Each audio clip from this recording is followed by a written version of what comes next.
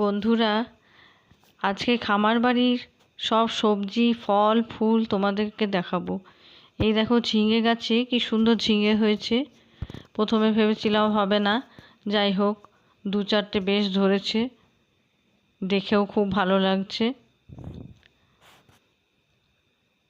তারপরে এই দেখো ঢেঁড়স গাছ,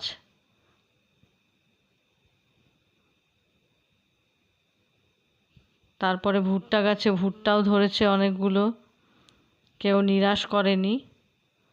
একটা দুটো করে সব গাছেই সবজি ফল হয়েছে।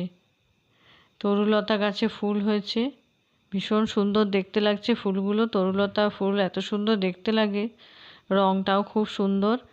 আর এই যে চাল কুমড়ো গাছ, গাছটা খুব সুন্দর হয়েছে কিন্তু এখনও ধরেনি, ফুল এসেছে অনেক, এও নিরাশ করবে না। ড্রাগন ফল হয়েছে একটা, আর একটা ছোট্ট বেগুন। গাছটা বেশি বড় নয়, ছোট্ট একটা বেগুন হয়েছে। আর এই ড্রাগন গাছটা 2 বছর আগে আনা হয়েছিল, ভেবেছিলাম হয়তো হবে না, কিন্তু এই বছর একটি ফুল আর একটি ফল।